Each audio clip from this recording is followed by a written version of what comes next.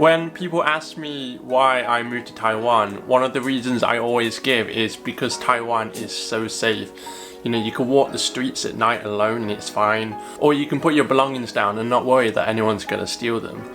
And this statement of Taiwan being safe still stands true even after COVID-19. Taiwan has only about 400 recorded cases of coronavirus and 6 deaths since the 21st of January, despite the fact it is just off the coast of China where the virus was first discovered. At the current time, we have about 0 to 2 new cases every single day, but most importantly, Taiwan has never been on lockdown.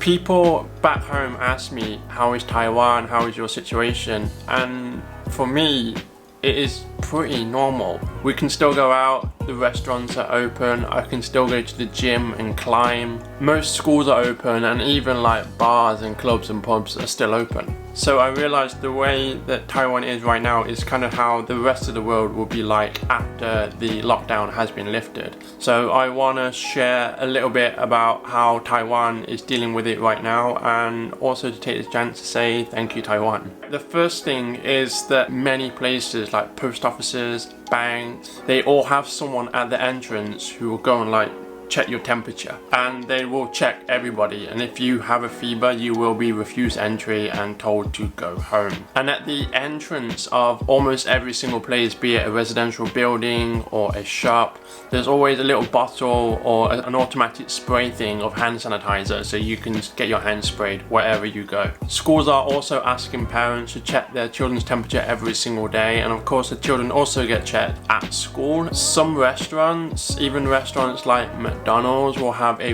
big X on every other chair. In Asia, it's quite normal to sit on a table with someone you don't know and eat your food just because the population is more dense. However, many restaurants, their business is actually fallen by around 20%, but they're getting a lot more like deliveries and takeaways, which makes sense. People are staying at home. Almost everyone is wearing a mask, particularly when you go indoors. If you want to take any kind of public transport, you have to wear a mask, and if you don't wear a mask, then you'll be refused entry. The metro stations have these special cameras set up that can actually detect if you're wearing a mask or not, and if you're not, then the alarm will sound and a member of staff will tell you that you need to wear a mask or you cannot get on. Also, some of them even have special scanners where you can actually check your temperature just by walking past it. Non-essential gatherings are limited to 100 people inside and 150 people outside, which means a lot of concerts or festivals have been cancelled. If you've just landed in the country, you have to follow a 14-day self-quarantine. If you don't have a place to stay, the government will give you a hotel and food at a very reduced rate. Someone will phone you up every single day just to check where you are. Your phone is also tracked, so they can make sure you are where you say you are and you are inside your house or your hotel. If you do leave or break the quarantine, you'll actually find quite a lot of money, around, I think the maximum is $33,000 US, and some people have been fined this. There was one Taiwanese guy who went to a nightclub which was deemed extremely malicious. It could potentially infect everyone at the nightclub, and also the club has to close. One thing I have noticed is that social distancing doesn't really seem to be a thing here. You know, people are still walking past each other no problem. People are standing in line next to each other, or even like sitting on the train or the buses, sitting next to strangers and stuff like that.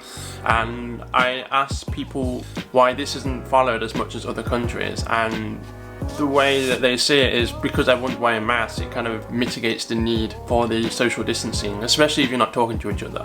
So these are potentially methods that other countries can use in the future to prevent the spread of coronavirus. It all comes down to if people will accept the same amount of authority on their lives or be as compliant. Because even if it's for the greater good, a lot of people have a sense that it's their own freedom and they should be able to do what they want. For example, the tracking of mobile phones, I think a lot of people will be against that, even if it does enforce something which needs to be done like self-quarantine. It definitely will get better in the future, and I feel like a lot of countries will try and follow a similar model to Taiwan. But how much freedom you actually end up getting and when you get it entirely depends on how well behaved people want to be and how much the government want to force things upon you. but regardless, you're gonna have to be cautious and wary. It won't just suddenly change back to how it was before. Taiwan's looking pretty good compared to the rest of the world, but that's not to say that it hasn't impacted my life at all. In March, my girlfriend and I were actually meant to get married in Hong Kong, and around that time, the coronavirus was starting to explode in Asia, so we decided it was just too dangerous to go there. And we actually got married recently in Taiwan. And then in April, I had already booked 2 tickets to go to Canada to visit friends and travel, and it was going to be like a kind of honeymoon.